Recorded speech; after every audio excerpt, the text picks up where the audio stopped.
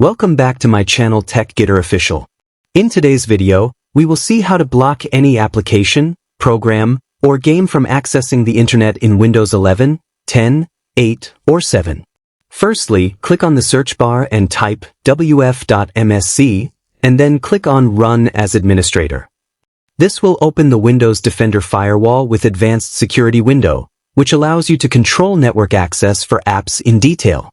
After that, a new window will open. Now from the left-hand side, click on Outbound Rules. Outbound rules control how applications send data from your computer to the internet, so this is where we will block the connection. After that, click on New Rule on the right-hand side. This will start a wizard where we can create a custom rule for blocking the application.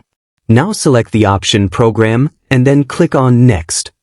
This option allows you to block a specific application instead of blocking the entire network. After that, click on Next again. Now click on Browse and select the location of the file which you want to block from accessing the internet. For example, you can select any game or software.exe file. Once you select the file, click on Open. Now click on Next. After this, select the option Block the Connection. This ensures that the selected application will not be able to send or receive any data from the internet. Now click on Next. After that, select all three options: Domain, Private, and Public. This makes sure the application is blocked on all types of networks, whether you are connected to Wi-Fi, LAN, or any other network. Now click on Next. After that, give any name to this rule so that you can recognize it later. For example, you can name it Block Internet for Game, or any name you prefer. Then click on Finish. Now you will see that the rule has been created successfully.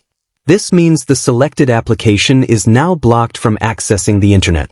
This method is very useful if you want to stop background data usage, block games from going online, or prevent certain apps from using your internet without permission.